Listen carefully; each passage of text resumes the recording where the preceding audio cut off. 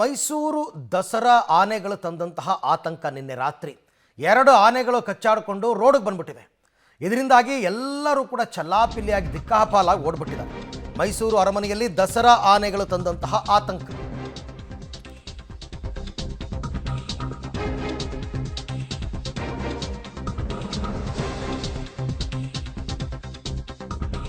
ಅರಮನೆ ಮೈದಾನದಲ್ಲಿ ಭಾರೀ ದುರಂತ ನಡಿಬೇಕಾಗಿತ್ತು, ತಪ್ಪಿದೆ.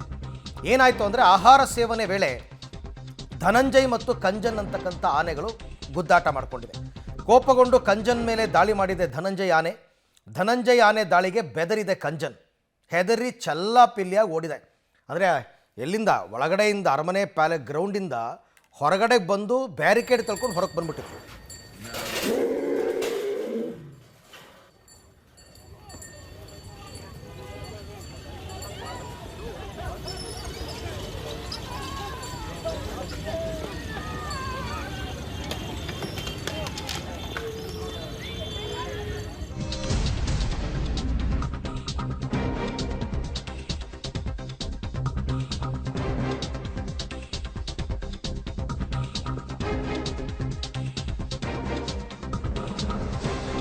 ಧನಂಜಯ್ ದಾಳಿಗೆ ಕಂಜನ್ ಅನ್ನೋ ಆನೆ ಬೆಚ್ಚಿ ಬಿದ್ದುಬಿಟ್ಟಿದೆ. ಮಾವುತ ನಿಲ್ಲದೆ ಅರಮನೆಯಿಂದ ಹೊರ ಓಡಿ ಬಂದಿದೆ ಕಂಜನ್. ಮಾವುತ ಇದ್ದಂತೆ ಧನಂಜಯ್ ಅಟ್ಯಾಕ್ ಮಾಡ್ತಿದ್ದಂಗೆ ಮಾವುತ ಇಳಿದು ಓಡ್ಬಿಟ್ಟಿದ್ದಾನೆ. ಅರಮನೆಯಿಂದ ಗೇಟ್ ತಳ್ಕೊಂಡು ಹೊರಗಡೆ ಓಡಿ ಬಂದ್ಬಿಟ್ಟಿದೆ ಕಂಜನ್ ಅನ್ನೋ ಆನೆ. ನಿನ್ನೆ ರಾತ್ರಿ 8 ಗಂಟೆ ಸುಮಾರಿಗೆ ನಡೆದಿರ್ತಕ್ಕಂಥ ಘಟನೆ. ಕಂಜನ್ನನ್ನು ಅರಮನೆಯಿಂದ ಹೊರಗೆ ಕಟ್ಟಾಡಿಸ್ಕೊಂಡು ಬಂದಿರೋದು ಧನಂಜಯ್ ಅಂತಕ್ಕಂಥ ಆನೆ. 4 ವರ್ಷದಿಂದ ಧನಂಜಯ್ ದಸರಾದಲ್ಲಿ ಪಾಲ್ಗೊಳ್ತಾ ಇರೋದು. ಕಂಜನ್ 2 ವರ್ಷದಿಂದ. ಎಲ್ಲ ಅನುಭವ ಇರ್ತಕ್ಕಂಥ ಆನೆಗಳೇ. ಬಟ್ ಇದು ತುಂಬ ಸೀರಿಯಸ್ ಮ್ಯಾಟರ್. ಇದು ತುಂಬ ಗಂಭೀರವಾದ ವಿಚಾರ. ಒಂದು ಎನ್ಕ್ವೈರಿ ಆಗಬೇಕು ಈ ವಿಚಾರದಲ್ಲಿ. ಮಾವುತ ಆನೆಯನ್ನು ಬಿಟ್ಟು ಇಳಿದಿದ್ದು ಯಾಕೆ? ಕಂಟ್ರೋಲ್ ಮಾಡಬೇಕು. ಅವ್ರು ಇರೋದೇ ಅದಕ್ಕೋಸ್ಕರ. ಅಷ್ಟು ಜನ ಕಾವಾಡಿಗಳಿದ್ದಾರೆ, ಮಾವುತರಿದ್ದಾರೆ. ಆದರೂ ಅದು ಹೆಂಗೆ ಬಂತು ಅಂತ ನೋಡಿ. ಕಬ್ಬಣದ ಗೇಟು, ಬ್ಯಾರಿಕೇಡು ಎಲ್ಲ ದಾಟ್ಕೊಂಡು ಹೆಂಗೆ ಬಂದವು? ಇದು ಇವಾಗಿರ್ತಕ್ಕಂಥ ಪ್ರಶ್ನೆ. ನೋಡಿ, ಇಲ್ಲಿ ರೋಡಿಗೆ ಬಂದುಬಿಟ್ಟಿದೆ ಆನೆಗಳು. ಬಟ್ ಈ ಧನಂಜಯ್ ಮೇಲೆ ಕೂತಿದ್ದ ಮಾವುತನೇ ಕಂಟ್ರೋಲ್ ಮಾಡಿರೋದೆಲ್ಲ.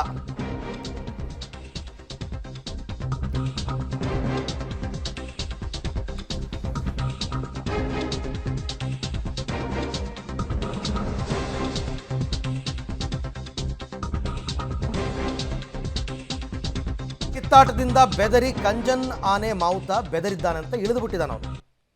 ಕಿತ್ತಾಟ ಕಂಡು ಕೂಡಲೇ ಕಂಜನ್ನಿಂದ ಕೆಳಗಿಳಿದಿದ್ದಾನೆ ಮಾವುತ. ಅಲ್ಲಿಂದ ಕೋಡಿ ಸೋಮೇಶ್ವರ ದೇವಸ್ಥಾನದಿಂದ ಜಯಮಾರ್ತಾಂಡ ದ್ವಾರದ ಮುಖಾಂತರ ಅರಮನೆಯಿಂದ ಹೊರಕ್ಕೆ ಬಂದ್ಬಿಟ್ಟಿವೆ ಆನೆಗಳು. ಜಯಮಾರ್ತಾಂಡ ಗೇಟ್ ಬಳಿ ಇದ್ದ ಬ್ಯಾರಿಕೇಡನ್ನು ಕಿತ್ತೆಸಿದಿವೆ. ತಳ್ಳಿದೆ ಒಂದು ಸರ್ತಿ ಅಷ್ಟೇ, ಕಿತ್ತೆಸೇದೇನು ತಳ್ಳುಕೊಂಡು ಬಂದ್ಬಿಡ್ತೆ ಆ ಕಂಜನ್ ಅನ್ನೋ ಆನೆ. ಬಂದು ಹೊರಗಡೆ ಬಂದಿದೆ. ಎಕ್ಸಿಬಿಷನ್ ಗ್ರೌಂಡ್ ಮುಂಭಾಗದ ರೋಡ್ ಇದೆಯಲ್ಲ, ಆ ರೋಡಿಗೆ ಬಂದ್ಬಿಟ್ಟಿದೆ.